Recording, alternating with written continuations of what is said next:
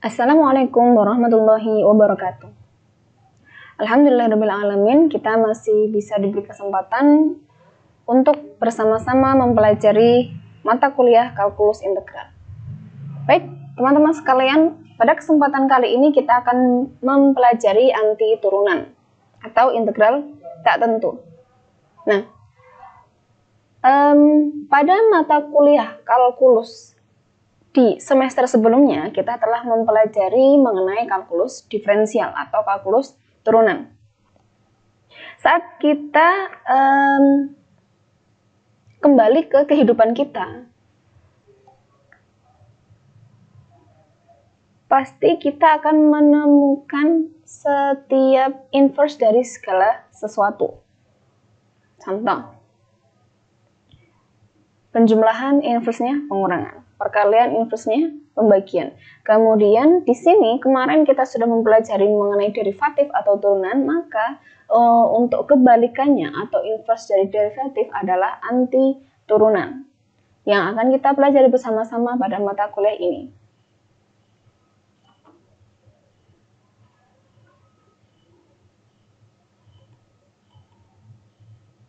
Baik, untuk definisi anti turunan sendiri adalah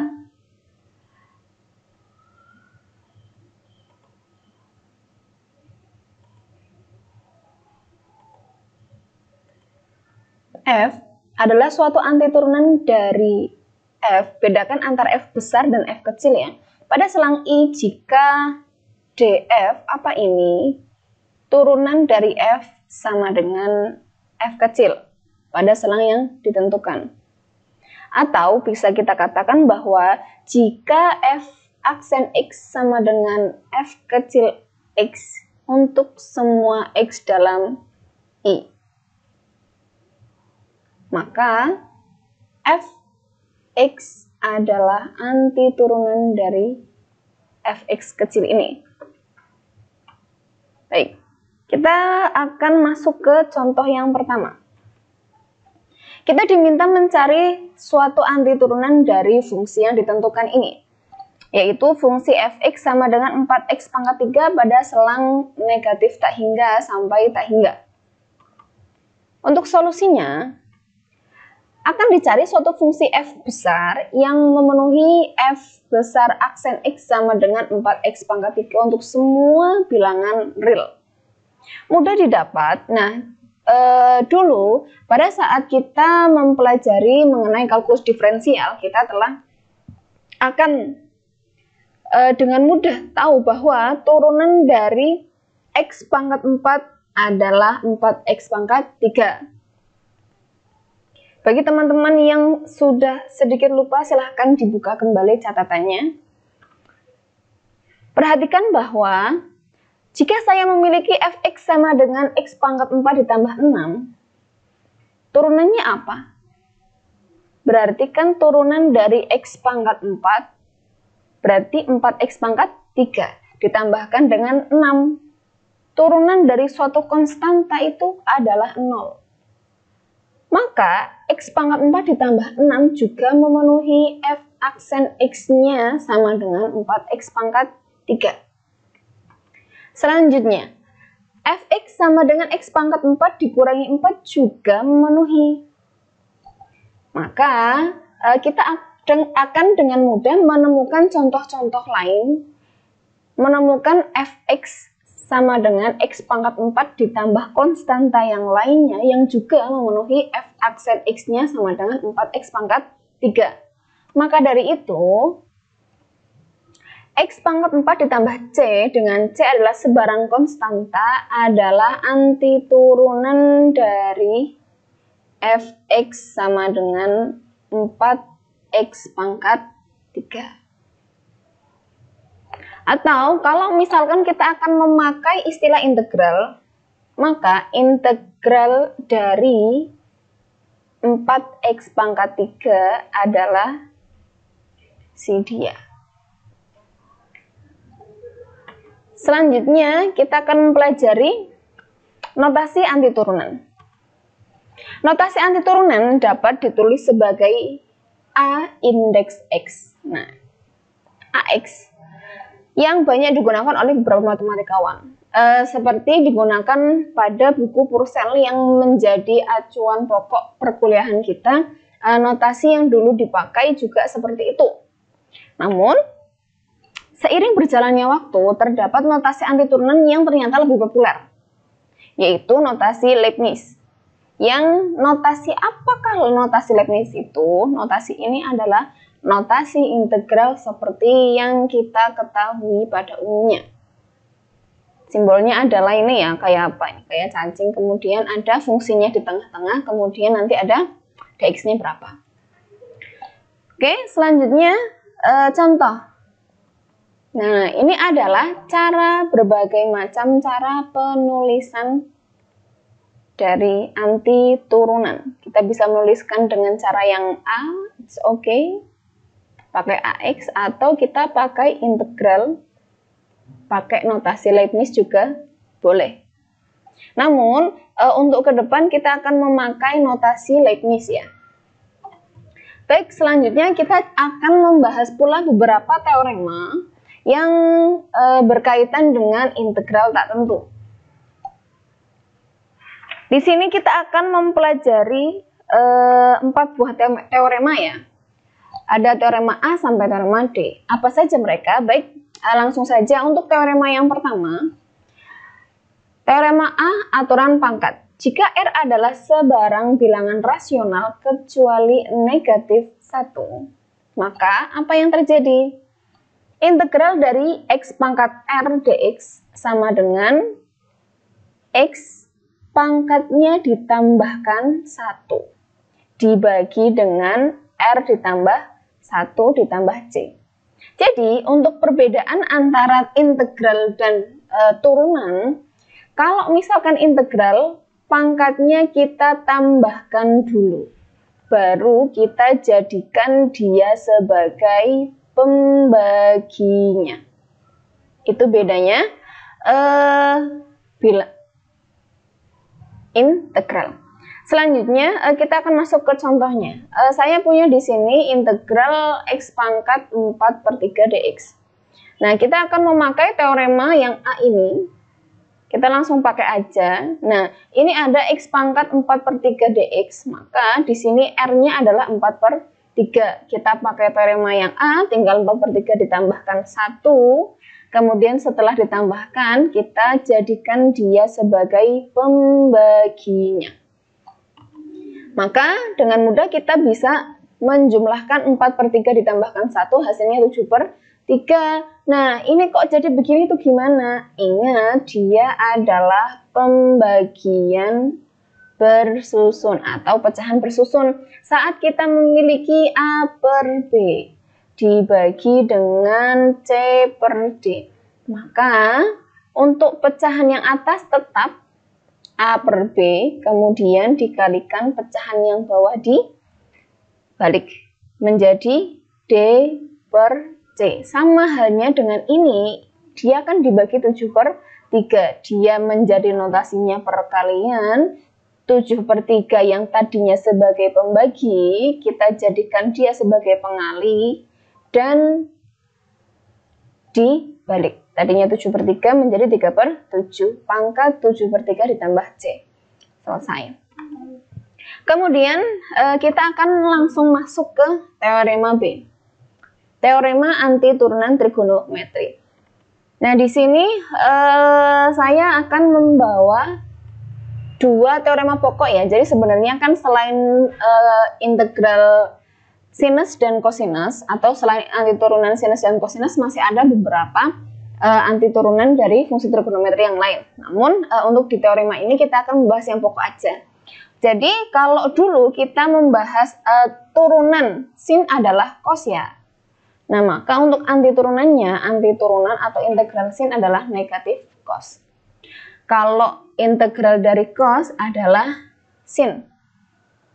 Bagaimana kalau misalkan sudut setelah sinusnya itu memuat suatu variabel dan konstanta atau suatu fungsi? Kita tinggal menyesuaikan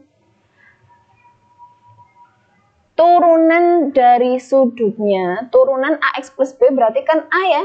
Nah, berarti turunan dari sudutnya kita jadikan dia sebagai pembagi. Oke. Selanjutnya kita akan membahas teorema C dulu, baru selanjutnya kita akan membahas contoh dari teorema B dan teorema C. Untuk teorema yang C adalah teorema kelinearan dari integral. Untuk yang di sini saya sudah menggunakan notasi Leibniz ya. Jadi ke depan kita juga menggunakan notasi yang sama. Di sini misalkan ada F dan G.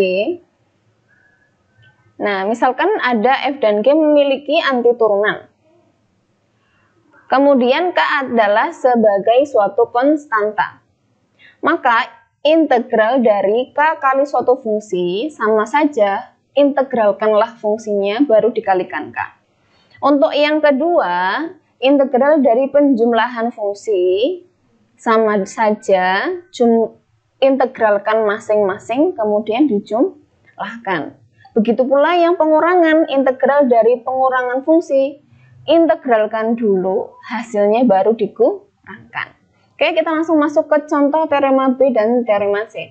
Di sini saya memiliki dua buah contoh ya. Di sini insya Allah sudah mengcover semua teorema-teorema yang sebelumnya, baik yang teorema B maupun yang teorema C. Baik, untuk yang pertama, contoh yang pertama adalah integral cos 3x dikurangi 4 dx. Kemudian yang kedua adalah integral U pangkat 3/2 dikurangi 3U ditambah 14 du. Oke, untuk solusinya. Nah, kita akan langsung menggunakan teorema yang B. Kita akan langsung pasang. Tadi kan integral cos AX plus B akan sama dengan 1/A. Nah, A-nya di sini kan 3. Nah, berarti langsung kita pasang 1/3 sin sudutnya di copy paste ditambahkan dengan C atau konstanta. Ini untuk penyelesaian soal yang contoh yang pertama. Kemudian untuk contoh yang kedua, solusinya seperti apa? Kita akan jabarkan dia berdasarkan teorema C.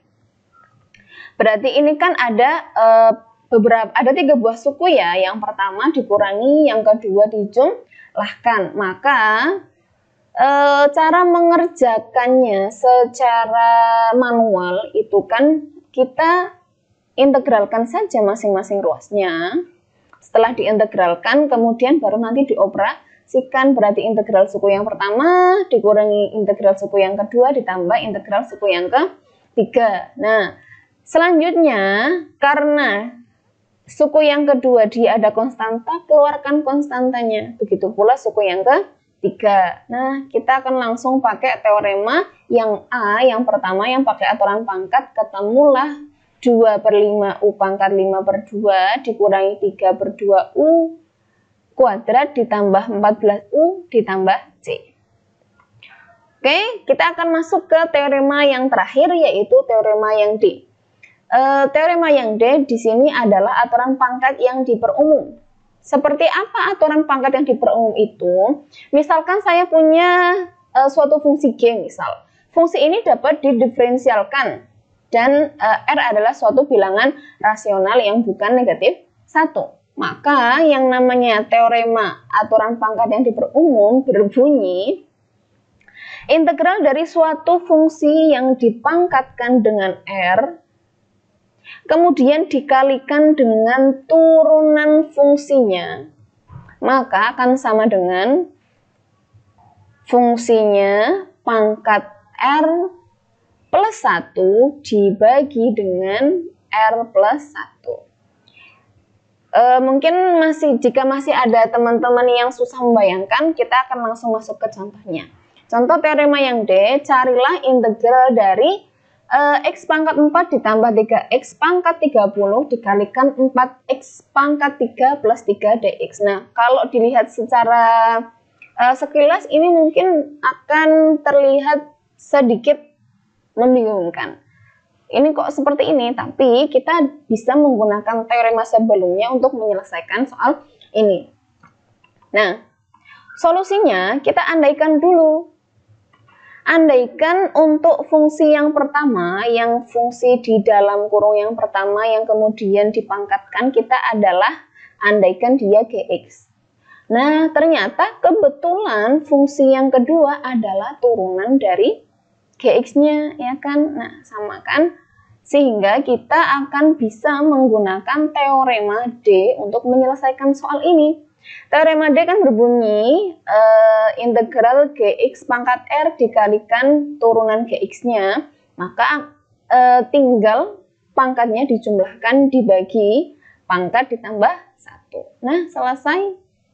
Jadilah hasil akhirnya 4x pangkat 3 ditambah 3x per 31. Oh maaf, ini harusnya Gx ya. Berarti ini harusnya x pangkat 4 ditambah 3x. Oke.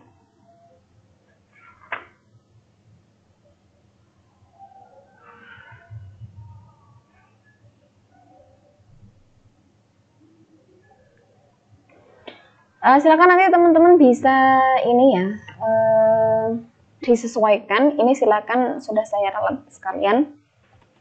Oke, selanjutnya kita akan melakukan diskusi, mungkin nanti via WA group. Di sini saya sediakan soal untuk latihan teman-teman. Silahkan dicoba-coba dulu. Nanti jika ada yang kesulitan, kita bisa diskusikan bersama. Baik. Terima kasih atas perhatian teman-teman. Selamat belajar. Semoga bisa memahami materi dengan baik. Kita ketemu di forum diskusi kita di platform yang lain. Terima kasih.